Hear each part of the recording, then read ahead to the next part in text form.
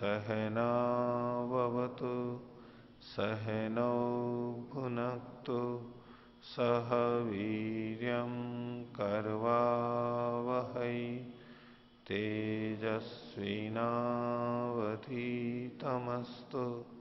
मा विद्विषावहै। ओम शांति शांति शांति। वेदांत दर्शन की 33वीं कक्षा, वेदांत दर्शन के प्रथम अध्याय का चौथा पाठ चल रहा है और इसके अंतिम सूत्रों को हम आज देखेंगे। 24 सूत्र तक का पाठ पहले हुआ था और परमात्मा जगत के जन्मादि का कारण है, निमित्त है, ये तो कहा ही गया था। उसके साथ साथ प्रकृति भी कारण है, इससे संबंधित भी प्रमाण हमारे को प्राप्त होते हैं। ये पिछले पाठ के अंदर हुआ था। तो पिछले में से किन्हीं को कुछ पूछना है तो पूछ सकते हैं। पूछिए। अच्छा जी, ये जो निर्मिमान शब्द आया, इसका क्या मतलब है? निर्माण से कैसे अलग है ये शब्द? निर्मित करता हुआ। अब जैसे कोई कारीगर मकान को बना रहा हो, निर्माण कर रहा हो, कुम्हार घड़ों को बना रहा हो, तो कुम्हार किसी चीज को ही तो बनाएगा, कारीगर किसी वस्तु को बनाएगा। तो जिसको बना रहा है, जिसको बना रहा है मतलब लकड़ी से कुछ बना रहा है, मिट्टी से कुछ बना रहा है, तो कोई ना कोई दूसरी चीज अवश्य होगी जिससे वो निर्माण कर रहा है। तो वो दूसरी भी चीज उस निर्मित चीज का कारण बनेगी। बनाने वाला कुम्हार, अब वो घड़ा बना रहा है, हम कहें कि कुम्हार घड़े का कारण है, तो वो बना रहा है तो मिट्टी को घड़े के रूप में बना रहा है। तो घड़े का कारण केवल परमात्मा, केवल कुम्हार ही नहीं होगा, मिट्टी भी होगी वहां पर। ऐसे ही परमात्मा जब इस संसार को बना रहा है तो परमात्मा तो इसका कारण है, लेकिन इसके साथ साथ कुछ उपादान कारण भी है जो उस कार्य जगत का, इस संसार का कारण रहेगा। दूसरा भी एक मानना होगा हमारे को, और वो प्रकृति है, अव्यक्त है। तो जब कोई चीज बनती है तो उसमें निमित्त कारण भी चाहिए, उपादान कारण भी चाहिए। इस दृष्टि से निर्माण शब्द को देख करके इसमें उपादान कारण को भी स्वीकार किया गया। तो जब ये निर्माण होता है तो ये फिजिकल रिएक्शंस होती हैं या केमिकल रिएक्शंस होती हैं? मतलब दोनों उसमें तरह सिर्फ से 3 चीजें ही होती हैं या कुछ और भी डाला निकला जाता है? प्रकृति में, हाँ जी। प्रकृति में 3 ही चीजें होती हैं, 3 के अलावा तो कुछ नहीं होता है। फिर तो परमात्मा है और आत्मा है, बस। वो तो उपादान कारण होते नहीं है।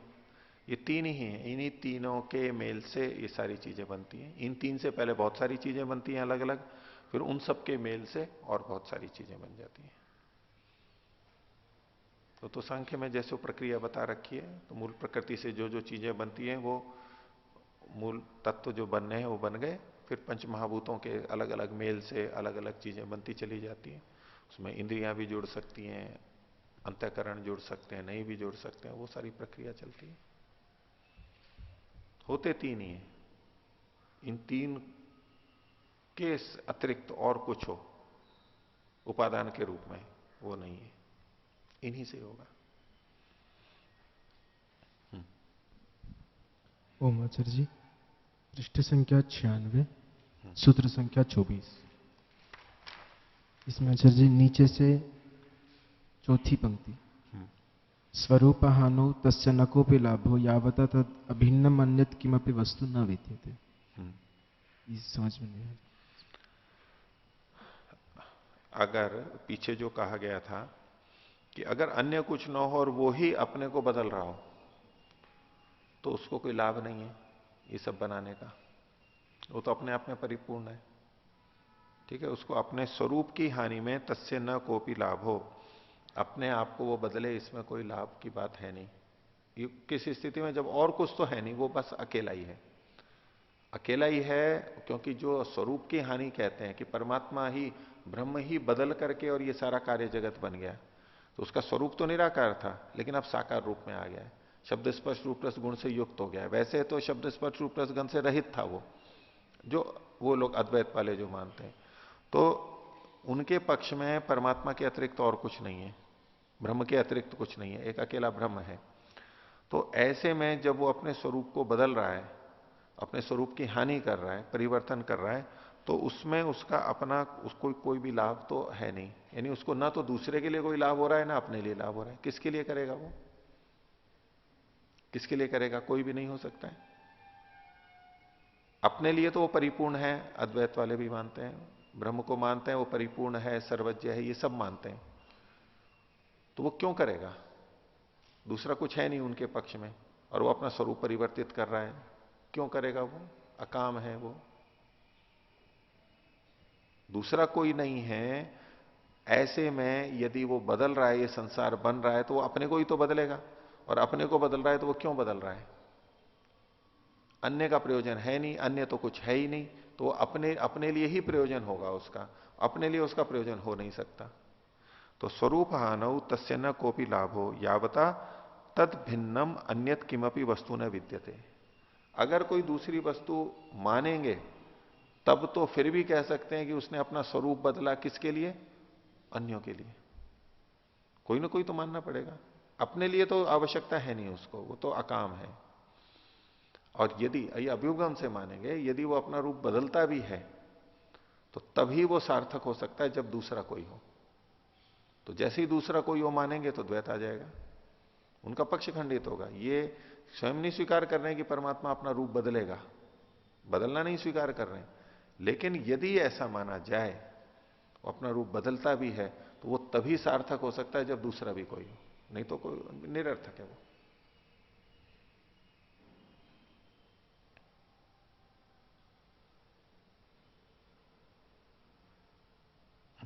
और ठीक है जी।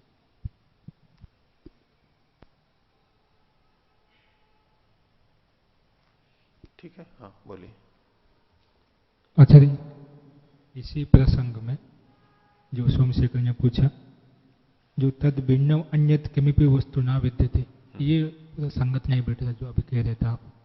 जब तक की यावता, जब तक की, जबकि तद भिन्नम अन्यत किमपि वस्तु न विद्यते,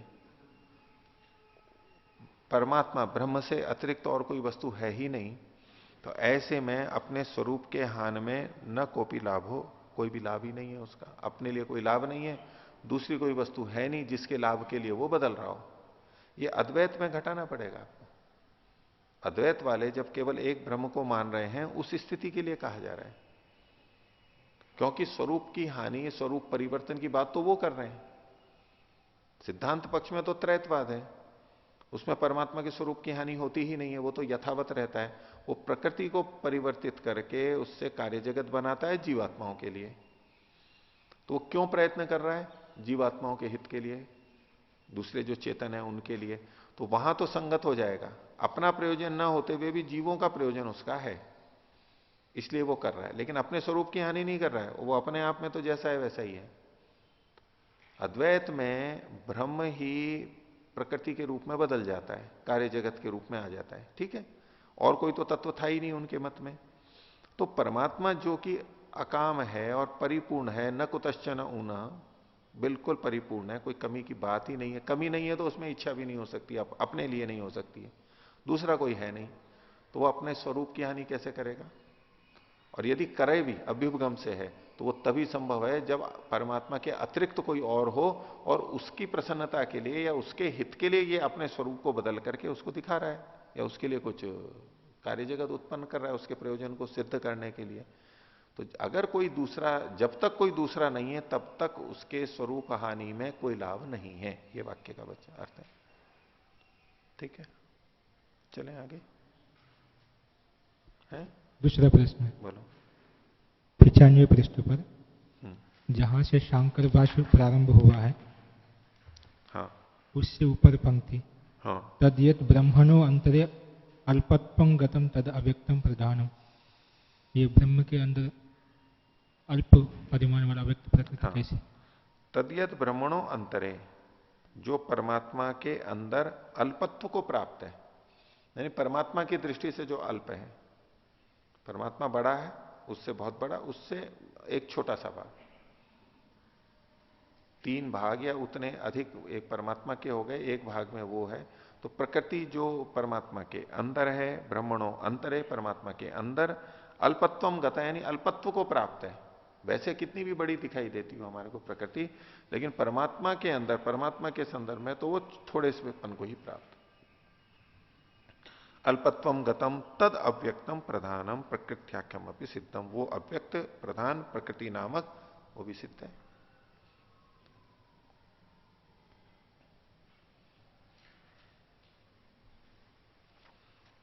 तो आगे देखते हैं। तो पीछे इन्होंने प्रकृति को भी कारण के रूप में प्रस्तुत किया, वो भी उपलब्ध होती है। परमात्मा को तो कारण रूप में कहा ही है। और अब 25वें सूत्र में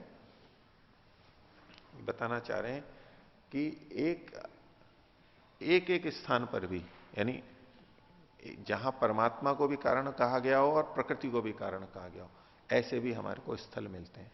नहीं, परमात्मा को कारण कहा गया वो स्थल अलग है, कुछ ऐसे भी हैं वाक्य जहां केवल परमात्मा को कारण बताया गया। फिर प्रकृति भी कारण कही गई है, उसके लिए कुछ अलग स्थल हमने देख लिए। लेकिन कुछ ऐसे स्थल भी हैं जहां दोनों को भी एक साथ कारण कहा गया है, वो यहां पर बताया।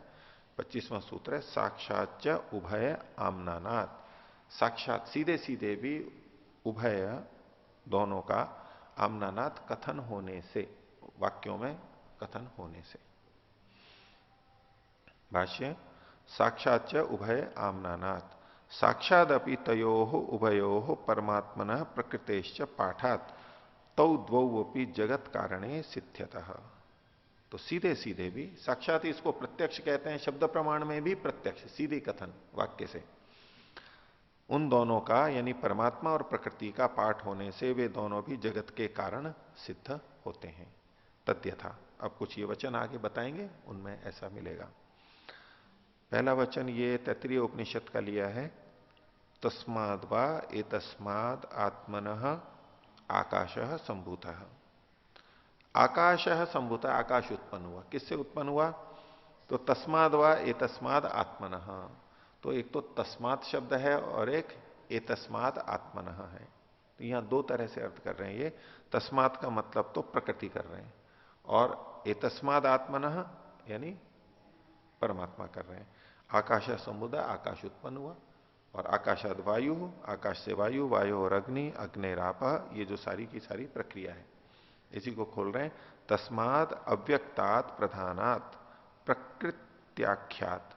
तो यहां जो तस्मात शब्द लिखा हुआ है, ये तस्मात वो है जो वचन वाला तस्मात है, तैत्तिरीय उपनिषद वाला, उस तस्मात को ही खोला है। तस्मात का मतलब अव्यक्तात् प्रधानात् प्रकृत्याख्यात, तथा दूसरा एतस्मात, ये एतस्मात वो है जो वही वचन में जो एतस्मात था, एतस्मात को खोल दिया आत्मनः परमात्मनश्च सकाशात, आत्मा से, आत्मा का मतलब परमात्मा से, उसके सकाशात, उसकी सन्निधि से, उसकी निकटता से, आदि सकाशात आकाश आदि सृष्टिम दर्शयति, आकाश आदि की सृष्टि को, उत्पत्ति को यहां पर बताया गया है। दूसरा प्रमाण दे रहे हैं, अन्यच्च मुंडकोपनिषद का है, यदा पश्य पश्यते रुक्म वर्णम कर्तारम ईशम पुरुषम ब्रह्म योनिम। यदा जब, पश्य, पश्य का मतलब जो देखता है, पश्यति इति पश्य, या जीवात्मा अर्थ है, देखने वाला। रुक्म वर्णम कर्तारम ईशम पुरुषम ब्रह्म योनिम पश्यते, जब वो इसको देखता है, किसको? रुक्म वर्ण, सुंदर वर्ण वाले को, यानी आकर्षक स्वरूप वाले को, आंखों वाला रंग नहीं, रूप वो नहीं, रुक्म वर्ण यानी सुंदर स्वरूप वाला, आकर्षक, कर्तारम कर्ता को, करने वाले को, ईशम जो कि स्वामी है उस पुरुष को, ब्रह्म योनिम जो कि ब्रह्म का यानी वेद का कारण है। इस दो तरह से अर्थ करते हैं, एक ब्रह्म यानी वेद का कारण है, और एक इस पूरे जगत का, इसका बड़े का कारण है, ऐसे। तो अत्र इस मुंडकोपनिषद में जगत उत्पत्ति कर्मणि परमात्मा निमित्त कारणत्वेन वर्णितः, यहां परमात्मा को निमित्त कारण के रूप में कहा गया है। क्यों, कैसे पता लगा निमित्त कारण के रूप में? क्योंकि उसको कर्ता शब्द से कहा गया है। कर्ता निमित्त कारण नहीं होता है, कभी भी उपादान कारण नहीं होता है। तो कर्तारम ईशम इसको कहा गया। तथा और आगे उदाहरण दे रहे हैं च्युताशु क्षेत्र का, अजाम एकाम लोहित शुक्ल कृष्णाम भवी प्रजा सृजमानाम स्वरूपा। तो ये वचन पहले आ ही चुका है। एक अजा है उसको, वो अजा कैसी है? लोहित शुक्ल कृष्ण वाली है, उसके ऐसी 3 रंग वाली यानी सत्वरजतमात्मक है, और बहुत सारी प्रजाओं को अपने समान करने को उत्पन्न करने वाली है।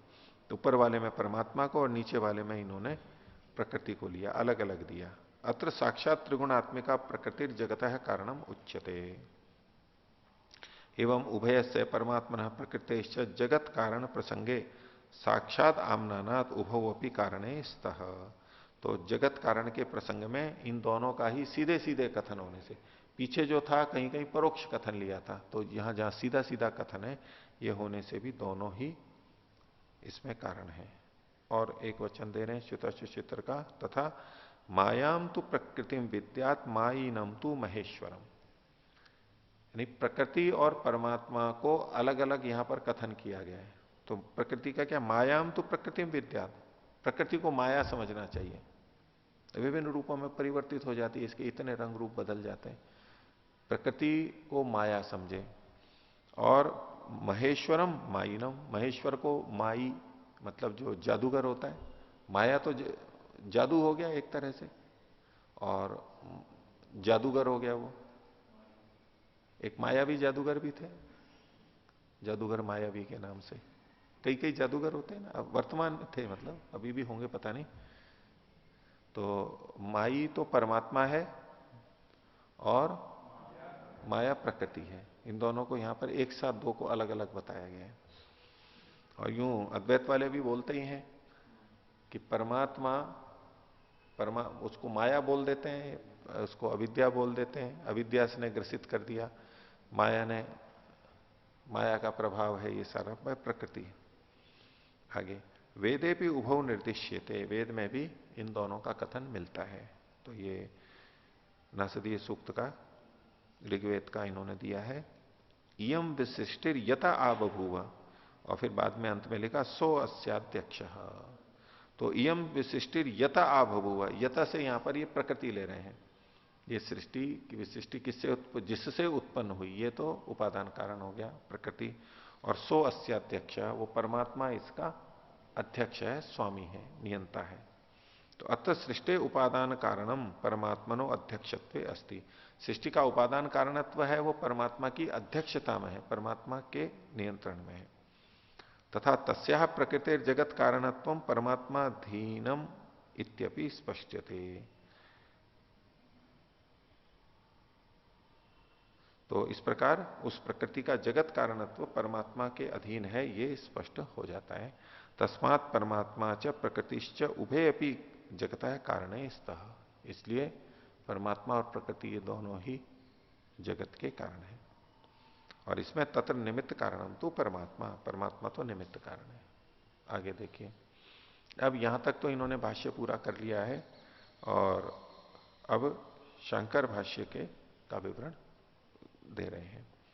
शंकर भाष्य उभयाम नानात, ये जो वचन है ये सूत्र का भाग है। साक्षात उभयाम नानात, उभय आम नानात, उसके ऊपर केंद्रित है। तो इत्यत्र इस शब्द की व्याख्या में उभय शब्दात प्रभव प्रलयो गृहीतौ, उभय, उभय दो के लिए आता है, तो दो चीजों का तो ग्रहण करना पड़ेगा। तो उन्होंने दो चीजें क्या लिए, प्रभव और प्रलय। प्रभव का मतलब है उत्पत्ति और प्रलय मतलब है विनाश। उत्पत्ति और विनाश का ग्रहण किया इन्होंने उभय शब्द से। इति नोचितम, ये तो ठीक नहीं है, क्योंकि उभय शब्द है सर्वनाम, सर्वनाम, उभय शब्द तो सर्वनाम है, और सर्वनाम में क्या होता है, सर्वनाम च सन्निहितम उपस्थितम लक्ष्य करोति, जो उसके निकट होता है, जहां ये सर्वनाम शब्द आता है उससे पहले जो आया हुआ है उसी को लक्षित करता है। अब दो को तो ग्रहण करना ही था इनको, उभय शब्द लिखा है तो दो तो ग्रहण करेंगे ही। तो सूत्र में जो उभय आमनानाथ शब्द पढ़ा गया, तो उभय से दो का ग्रहण तो करना ही पड़ेगा। अब ये प्रसंग से जो परमात्मा और फिर प्रकृति सूत्र में स्वयं में आ रहा है। देखिए प्रकृति शब्द आ चुका है 23वें में, परमात्मा का प्रकरण चल ही रहा है।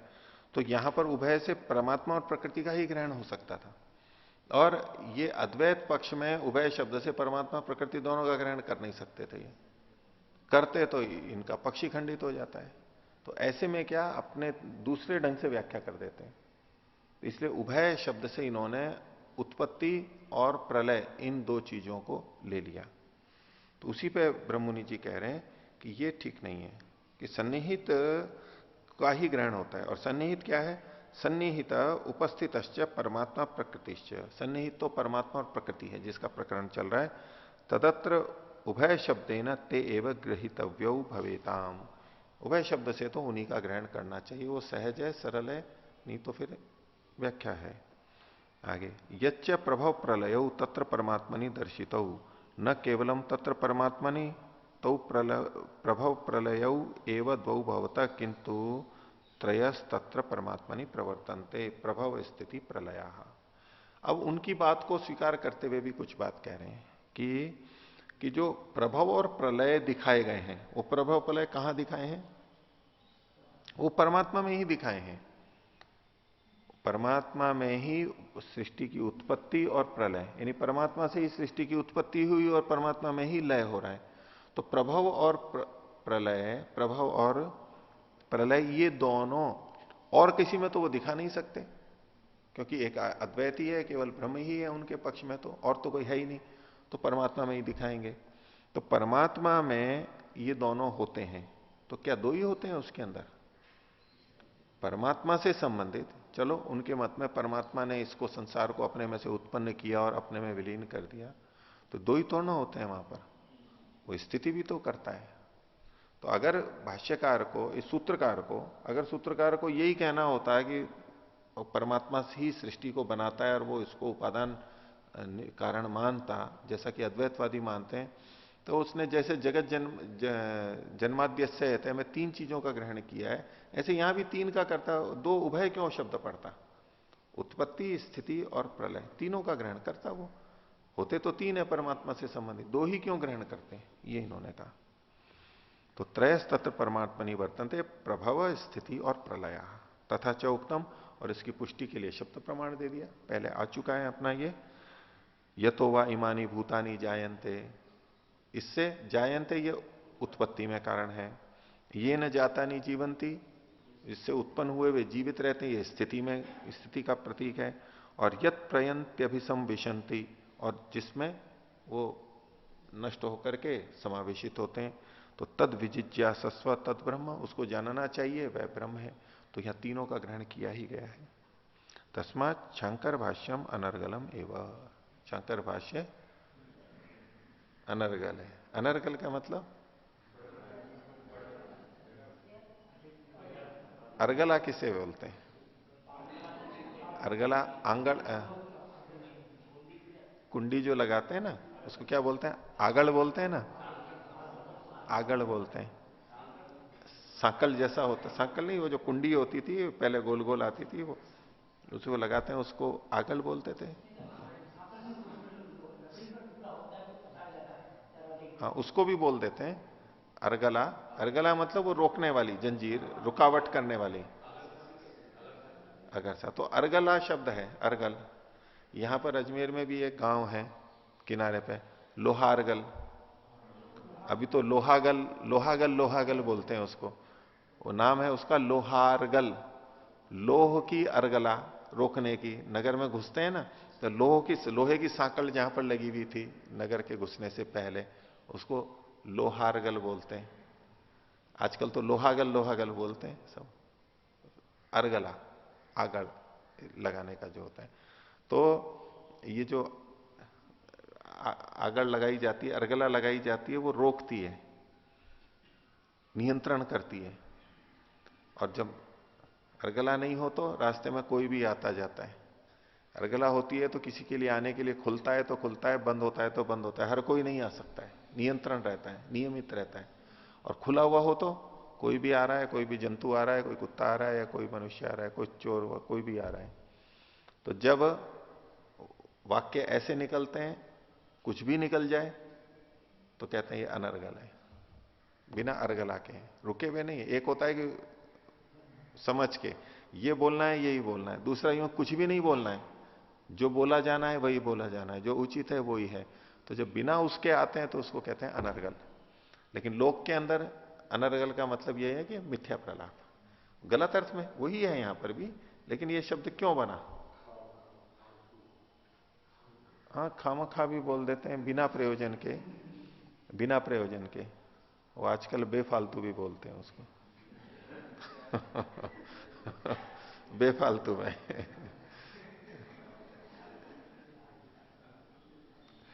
फालतू और बेफालतू दोनों एक ही अर्थ में बोलते हैं तो यहां तक हो गया।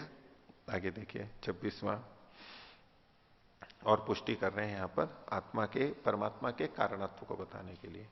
तो 26वां सूत्र है आत्मकृते परिणामात। आत्मा की कृति, कृति के मतलब प्रयत्न, प्रयत्न होना या उसका रचना कर्तृत्व होना, कर्तृत्व होना, वो यहां पर होता है उसके प्रकृति के परिणाम होने के कारण से, उसमें बदलाव होने के कारण से। भाष्य परमात्म कृते है, परमात्म कृते तो मूल सूत्र वाला भाग हो गया, सूत्र का भाग था आत्मकृते है, तो इसको इन्होंने खोल दिया परमात्म कृते। आत्मा मतलब जीवात्मा नहीं है, इसलिए कह दिया परमात्म कृते। अब इसी को आगे खोल रहे हैं परमात्म कृतित्वात्। तो परमात्म शब्द तो जू का तू है, कृते को कृतित्वात् करके छोड़ खोल दिया। अब इसी को आगे खोल दिया परमात्मा कर्तृत्वात्, कृतित्वात् को खोल दिया कर्तृत्वात्। तो परमात्मा का कर्तृत्व होने के कारण से प्रकृत्याख्ये अव्यक्ते परिणामो जायते, प्रकृति नामक जो अव्यक्त है उसमें परिणामो जायते। परमात्मा का, आत्मा का कर्तृत्व होने से परिणमन होता है, नहीं तो परिणमन नहीं होगा उसके अंदर। परमात्मा का कर्तृत्व होगा तो उसमें परिणमन होगा, नहीं तो नहीं होगा। न तदंतरेण, उसके बिना नहीं होगा। तस्मात् स परमात्मा जगत जन्मादि निमित्त कारणम अस्ति। ये परमात्मा जगत जन्मादि का निमित्त कारण है। और इसके लिए इन्होंने वचन दिया तैत्तिरीय उपनिषद का, स तपो अतप्यता, उसने तप किया, ज्ञान रूप तप किया। स तपस तप्त्वा इदम सर्वम असृजता, तप करके और इस समस्त संसार को, कार्य जगत को उसने बनाया। आगे वेदे भी द्यावा पृथ्वी जनयन देव एक, वेद में भी उस परमात्मा का लिए कहा गया है कि द्युलोक और भूमि को उत्पन्न करता हुआ देव एक है, वो एक ही देव है जिसने इन सबको बनाया, एक अकेले नहीं इस सबको बनाया। तो परमात्मा के कर्तृत्व के कारण से, परमात्मा के प्रयत्न के कारण से प्रकृति में परिणाम, बदलाव देखा जाता है। अब जो मूल प्रकृति है वो तो जड़ है। वैसे तो आधुनिक वैज्ञानिक भी मानते हैं इस बात को, और मूल प्रकृति से ये सब कैसे बना वहां उत्तर देना उनके लिए भी कठिन होता है कि आखिर ये बन कैसे गया। अब स्थितियां तो कहते हैं, एक तरफ क्या उनका उन्होंने जड़ के लिए क्या नियम बना रखा है कि जड़ वस्तु जिस भी स्थिति में है, चाहे वो स्थिर हो चाहे गतिशील हो, तब तक उसी स्थिति में रहती है जब तक उस पर बाहर से बल न लगे। ठीक है, एक सिद्धांत है और ठीक भी है। तो जब ये संसार बन रहा था या बना, प्रारंभ, बिल्कुल प्रारंभ में पहुंच जाए, तो था तो जड़ ही ये पदार्थ, वो अलग से चेतन को तो मानते नहीं है परमात्मा को, तो जड़ था, मूल तत्व था, मूल उपादान कारण मैटर जो भी था, जितना भी था, उससे ये निर्माण की प्रक्रिया शुरू कैसे हो गई? जब वो स्थिर था तो स्थिर ही रहना चाहिए था, बिना बाहर के किसी बल के वो बनना कैसे शुरू हो गया? सबसे पहले शुरुआत में वो कहें कि बिग बैंग हुआ, उसमें मान लो विस्फोट हुआ, महाविस्फोट हुआ। वही जड़ जब ऐसा था उसमें विस्फोट हो कैसे गया? जब उसमें कोई परिवर्तन नहीं हो रहा था, वो अक्रियाशील था, जड़ था, तो ये विस्फोट हो कैसे गया? विस्फोट हुआ, उसके लिए कुछ अंदर कारण बताएंगे, भाई उसमें कुछ हलचल मची, भाई हलचल कैसे मच गई उसके अंदर?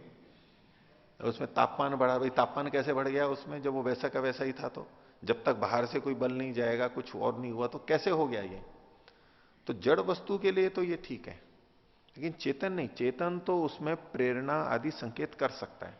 तो परमात्मा का प्रेरण, स्फुरण, परमात्मा की कामना, उससे वहां पर प्रयत्न, वो शुरुआत तो परमात्मा से ही होगी। ये लोग कुछ उस विषय में बोलते नहीं है, नियम मानते हुए भी वहां इस नियम को नहीं लगाते, अनुत्तरित है भाई इसका कि कैसे हुआ ये नहीं पता हमारे को। तो उसमें ईश्वर की दृष्टि से हम उसको वहां बता सकते हैं कि भाई यहां कुछ ना कुछ तो हुआ है, होना तो है, और वो परमात्मा के द्वारा ही होगा। और वो जब वो शुरुआत हुई और इतना बना, तो केवल विस्फोट होके तो इतना व्यवस्थित बन नहीं सकता है, इतना व्यवस्थित नहीं बन सकता है। आप किसी भी बम विस्फोट होते ही रहते हैं, कितने सारे पटाखे में भी होते रहते हैं, विस्फोट करते रहते हैं, और सेना वाले भी बम विस्फोट होते रहते हैं। उन बम विस्फोटों से कभी कुछ इस तरह से कुछ व्यवस्थित चीज बनी है क्या? कोई व्यवस्थित चीज नहीं बनता है। केवल विस्फोट हो उतने मात्र से तो नहीं, ये इतना व्यवस्थित बन जाना, वो विस्फोट भी हुआ होगा, निषेध नहीं है, लेकिन उस विस्फोट के साथ साथ कुछ व्यवस्था भी वहां पर काम कर रही है।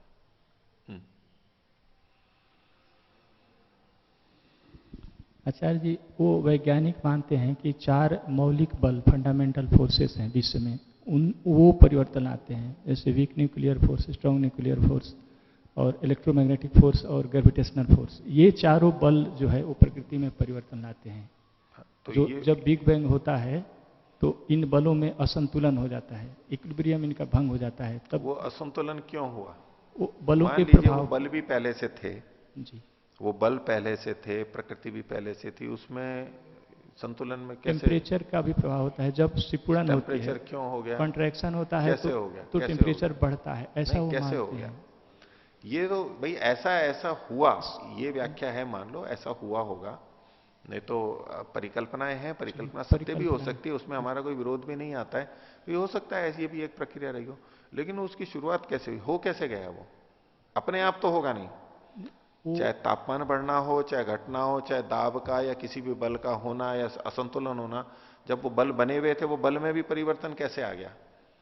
बलों में परिवर्तन के लिए भी तो कोई ना कोई कारण बनेगा, वो यही मानते हैं कि अपने आप नहीं होगा ना। नहीं, वो वॉल्यूम बढ़ने से टेम्परेचर लो होता है, वॉल्यूम कंट्रैक्शन जब होती है तब टेम्परेचर बढ़ जाता है। वो तो कैसे हुआ, यहीं तक भी बोलेंगे ना, आखिर कारण तो कहीं ना कहीं मानना पड़ेगा, आखिर वो हुआ कैसे, शुरुआत कैसे हुई, वो एक प्रश्न वहां अनुत्तरित रहता है। और इधर हमारे परमात्मा को वहां पर हम लोग सब जगह स्वीकार करते हैं, और व्यवस्थित ढंग से भी जो बनाए। तो आत्मकृत है परिणामात, आत्मा की कृति से, परमात्मा की कृति से ही वहां पर परिणाम होते हैं, ये स्वीकार किया जाता है।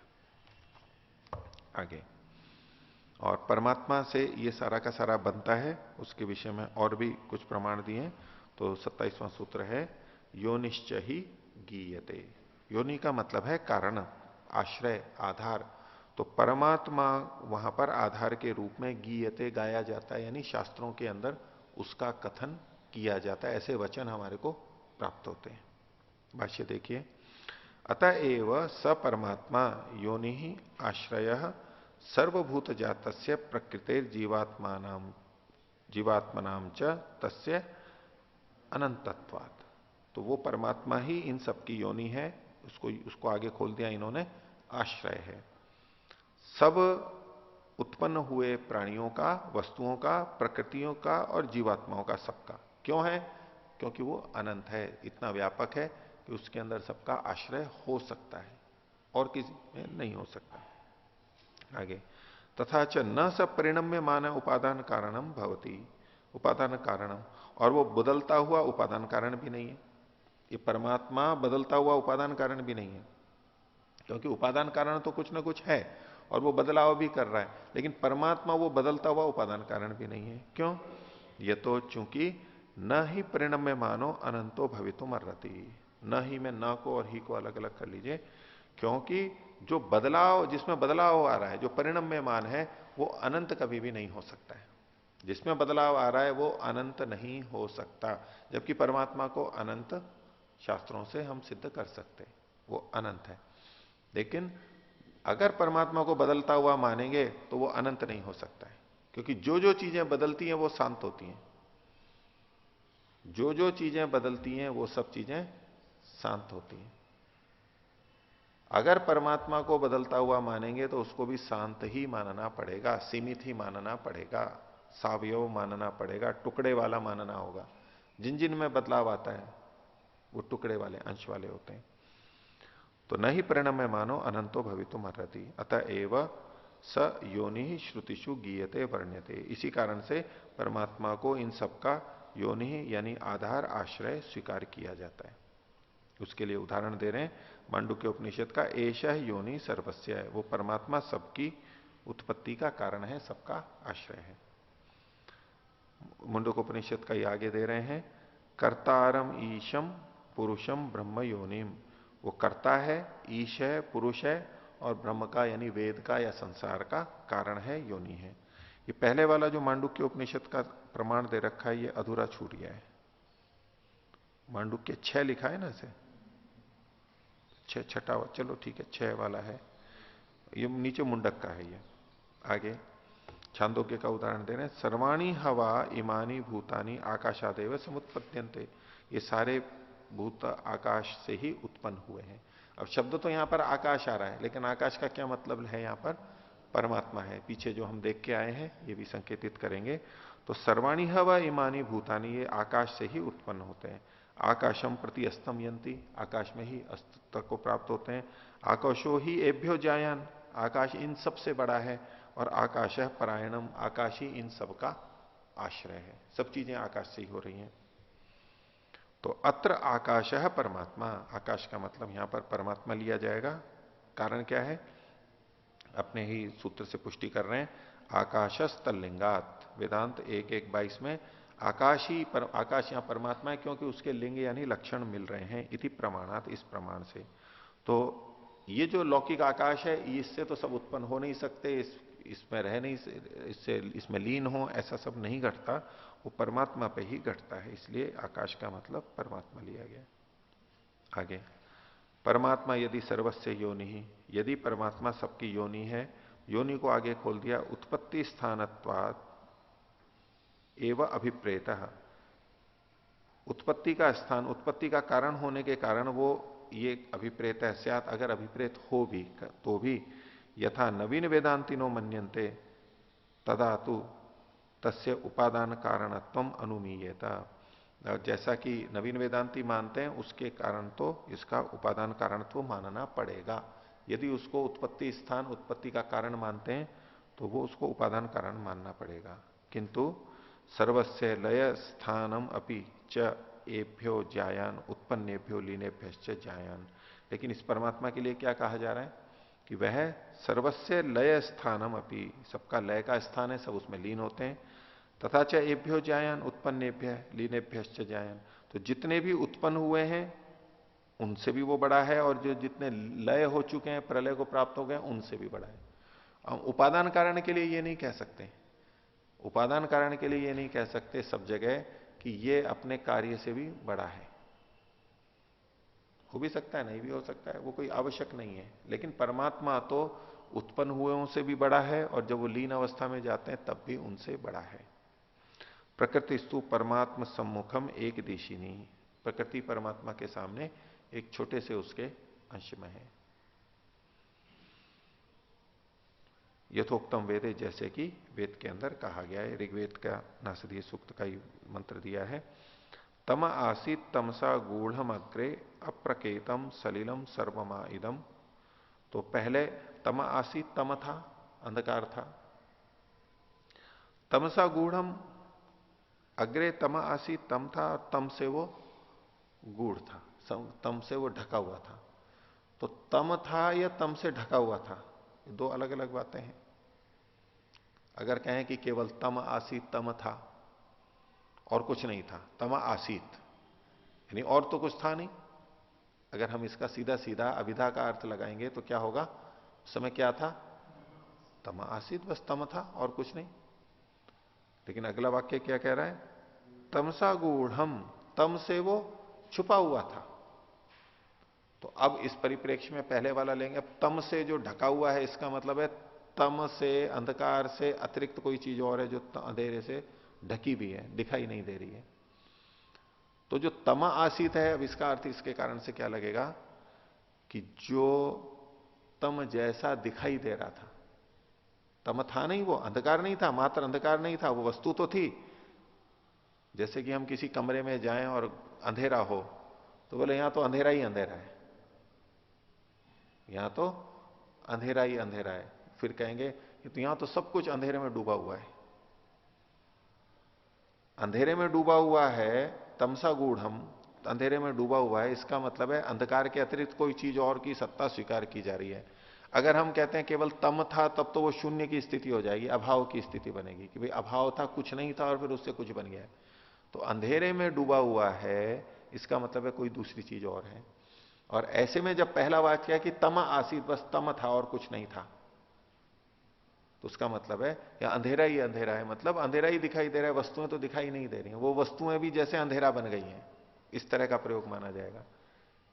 तम आसी तमसा गूढ़म अग्रे अप्रकेतम, और वो कैसा था, जो कि कुछ दिखाई नहीं दे रहा था, धुंधला धुंधला सा था, या तो कुछ स्पष्ट पता ही नहीं लग रहा था। अप्रकेतम सलीलम सर्वम आ इदम, और वो सारा का सारा यहां पर जैसे फैला हुआ था, कुछ एक स्थान पे हो ऐसा नहीं, ये सब फैला हुआ था। जैसे पानी तरंग के रूप में विस्तृत, तरंगे तरंगे पानी एकदम फैल जाता है पानी सब जगह, ऐसे कुछ पानी की तरह से यूं बस फैला हुआ था, यानी संगठित नहीं था, द्रवित रूप में था, जैसे बिखरा बिखरा सा हो। तुच्छेन आभु अपहितम यदासीत, और जो ये तुच्छ, तुच्छ मतलब वो छोटा सा, आभु के रूप में वो अपहितम छुपा हुआ था। ये जो तुच्छ है वो प्रकृति के लिए कहा गया है, बहुत थोड़े से भाग में। और मतलब यदासीत, जो कुछ था भी उस समय, तो तुच्छे न आभु अपहितम, और वो तपसस्तन महीना जायता एकम, और वो उस तप के द्वारा उसकी परमात्मा की महिमा से, और ये एक उत्पन्न हुआ, एक उत्पन्न हुआ मतलब एक महतत्व उत्पन्न हुआ सबसे पहले, और फिर उससे फिर और चीजें भी बन गई। सबसे पहले जो उत्पन्न हुआ, तो तम इव यत प्रलीनम अव्यक्तम प्रकृत्याख्यम प्रधानम आसीत, पहले प्रलयावस्था में तम इव लगा दिया, तम की तरह से, तम जैसा दिख रहा है, तम नहीं है, तम जैसा है। तम इव यत प्रलीनम अव्यक्तम, प्रलीन था, अव्यक्त था, प्रकृति नाम का था, वो प्रधान था। तत्तुच्छेन एक देशित्वेन वर्तमानम आसीत, वो तुच्छ रूप में, एक देश के रूप में विद्यमान था, परमात्मा की दृष्टि से वो परमात्मा के एक देश में विद्यमान था। साही परिणामिनी, वह प्रकृति परिणामी है, उसमें बदलाव होता है।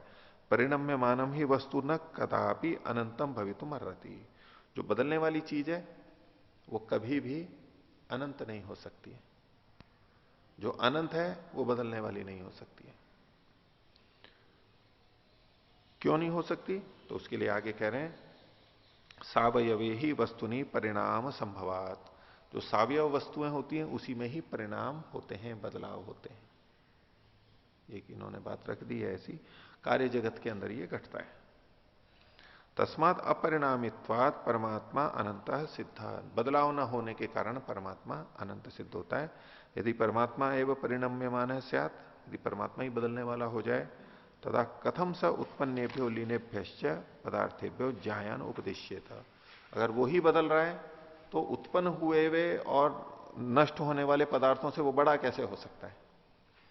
जब परमात्मा ही बदल रहा है, वो ही बदल रहा है, तो वो तो जितना है उतना है उस पक्ष में, उससे भी बड़ा हुआ कैसे हो सकता है। तो परमात्मा तो अलग है, उत्पन्न होने वाले और लीन होने वाली वस्तुओं से पृथक है और उनसे बड़ा है।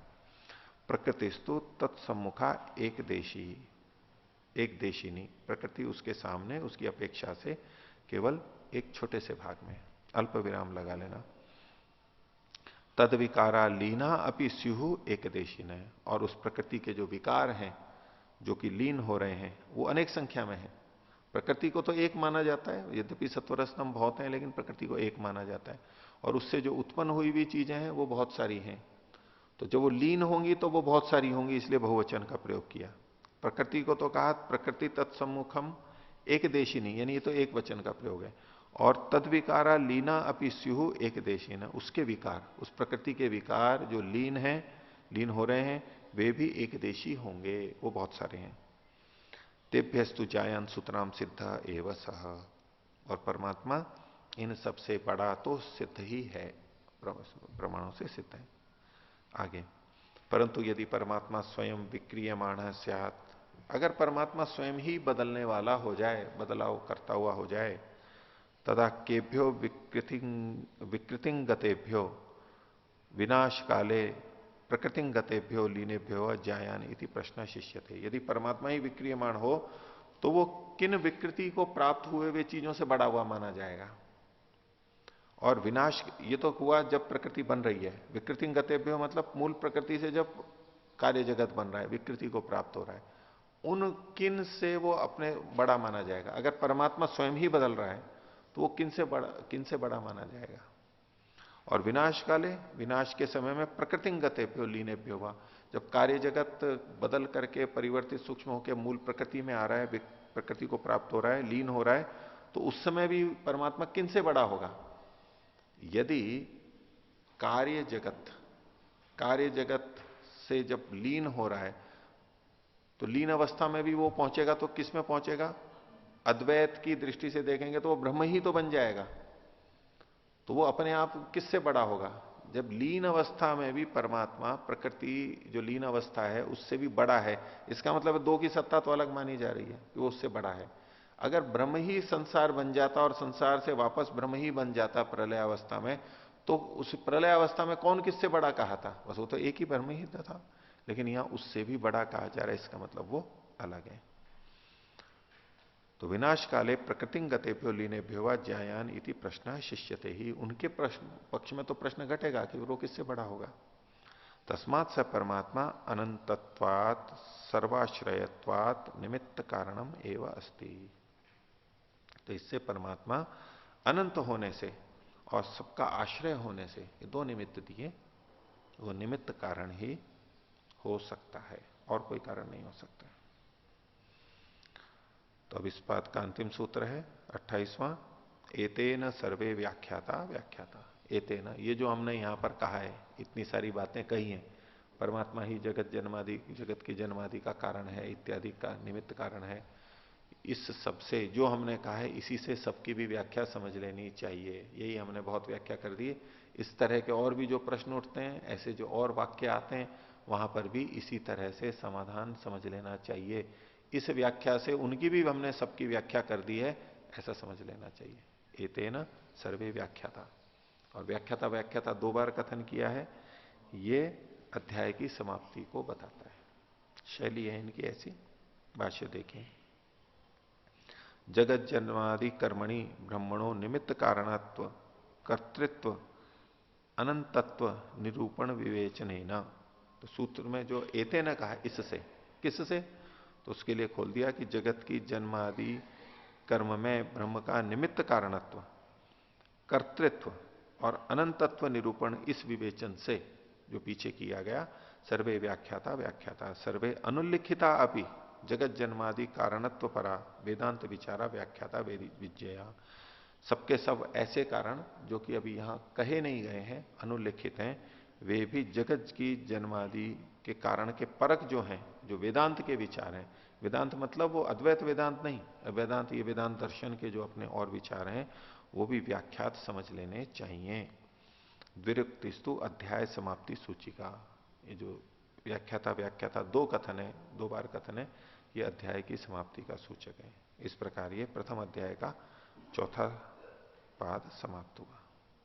तो कुल मिलाकर के देखिए, प्रथम अध्याय में ब्रह्म का विषय इन्होंने विस्तार से प्रस्तुत किया, परमात्मा का स्वरूप बताया, अनेक शब्दों के ऊपर चर्चा की और परमात्मा के कारणत्व के ऊपर चर्चा की।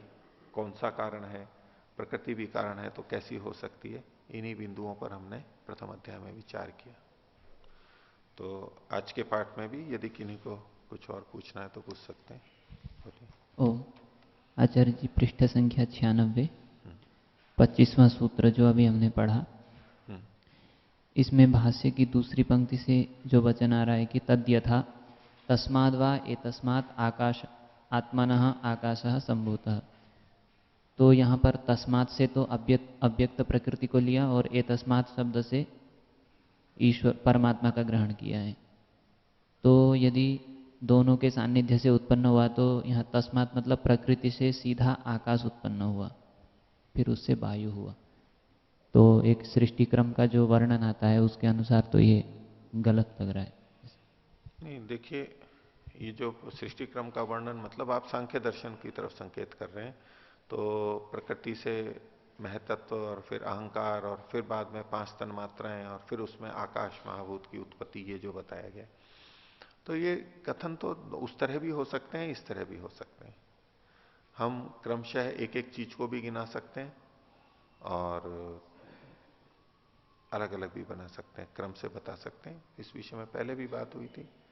तो हम कहें कि भाई ये घी कहां से उत्पन्न हुआ है, तो हम दूध से भी कह देते हैं, हम गाय से भी बोल देते हैं, घास से भी बोल देते हैं। और क्रम से देना चाहें तो भाई मक्खन से हुआ, दही से हुआ, दूध से घी निकला है, दही से निकला है, मक्खन से निकला है। तो प्रक्रिया तो बहुत सारी हो सकती है, पर उसमें कहीं कथन इससे भी कथन कह दिया जाता है, कहीं इससे भी कथन किया जाता है। ये प्रश्न सत्यार्थ प्रकाश में भी उठाया गया है। तो उसके अंदर उनका समाधान इस दृष्टि से है कि कभी सृष्टि आकाश से, जब खंड प्रलय के संदर्भ को लेते हुए, कहीं सृष्टि आकाश तक प्रलय जाती है, वहां से बनती है, कहीं अग्नि तक जाती है और फिर निर्माण होता है तो अग्नि से होता है इत्यादि। तो जो महाप्रलय होगा वहां से तो फिर जो निर्माण होगा वो पूरा ही होना चाहिए, और खंड प्रलय में जितना जितना खंडित हुआ है वहां से आगे फिर से निर्माण होगा।